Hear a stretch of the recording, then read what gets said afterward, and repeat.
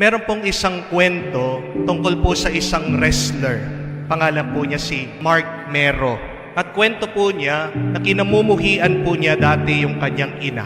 Dahil napaka-overprotective, over-supportive ng kanyang ina sa kanya. Pag daw po siya ay naglalaro sa lahat ng sporting events niya, palaging nandun yung kanyang ina. Napakaingay. Pag tumatakbo na daw po si Mark, yung ina niya, siya lang yung naririnig mo sa jeep. Sabi niya, "Go, Mark! Go! Go! Go!" Nahihiya po siya. Tinatanong ng mga kalaro niya, mga teammates niya, "Mark, nanay mo yun?" Dinideny po niya. Nasabi niya, "Di ko kilala yun." Yun po yung ayaw niya sa kanyang ina. Pagmamadaling araw, doon po siya uuwi. Kasi palagi niya kasama yung mga kabarkada niya. Maglalasing sila, iinom sila, nagdadrugs po sila. 2-3 po ng madaling araw, uuwi siya. Makikita po, nakasindi pa yung ilaw. Niloloko po siya ng mga kabarkada niya. Sabi nila, lagot ka. Hinihintay ka ng nanay mo yun. Papasok po siya sa bahay. Nandun nga yung nanay niya, hindi pa po natutulog. Tatanungin lang po siya, kinukumusta siya. "Mark, kumusta yung gabi mo?" Sasagot po siya, "Okay lang, ma." Gusto po makipag-usap ng nanay niya. Sabi niya, "Usap naman tayo." Ayaw pong makipag-usap. Sabi niya, "Ma, pagod ako." Tapos sabi po ng nanay niya, "Mark, nag-aalala ako sa'yo." Magagalit po siya. Sabi niya, "Nakakainis ka naman, ma eh.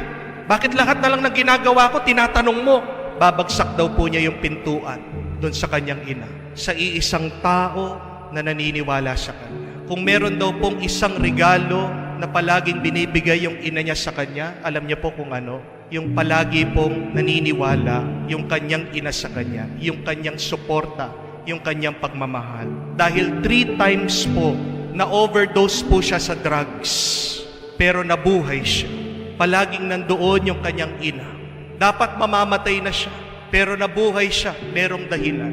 Pumasok po siya sa wrestling business, at nung minsan daw po, nasa Japan sila para sa isang laban. Madaling araw, meron pong kumatok sa pintuan niya.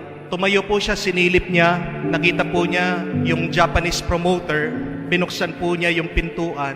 Sabi po ng tao, "Mark, tumawag ka sa inyo, may emergency." So hindi po niya alam, bumaba po siya sa lobby, kinuha po niya yung telepono, tumawag siya sa bahay. At sumagot po doon sa bahay.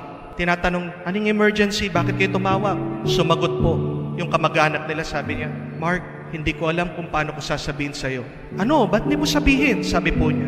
"Mark, masakit. Hindi ko alam kung anong sasabihin ko sa'yo." "Sabihin mo na," sabi po niya. At sabi po nila, "Mark, wala na yung nanay mo. Namatay na siya." Sinara po niya yung telepono. Tumakbo daw po siya palabas ng lobby. 3 o'clock ng umaga, madaling araw.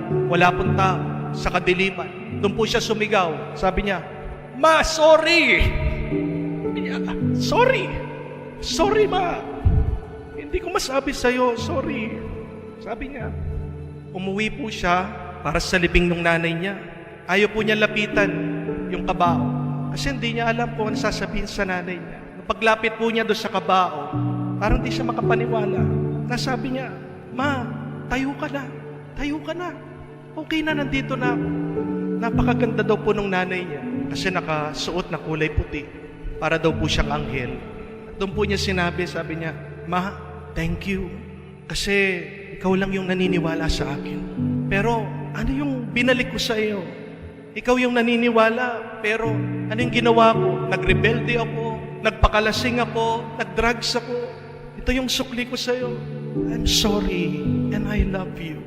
O nga po, no? Bakit yung mga taong nagmamahal sa atin, yung mga taong sumusuporta sa atin, sila pa yung mga sinasaktan natin, di po ba? Kamukha din sa Diyos, na walang sawang nililigtas tayo, ginagawa ang lahat para hindi tayo mapahamak. Pero anong ginagawa po natin? Wala tayong tigil sa pagkakasala. Wala tayong tigil sa paglayo sa Kanya. Yung mga ina, hindi po ba sila yung mga tinatawag nating ilaw ng tahanan? Paano pag nawala na? Paano pag napundi na yung ilaw?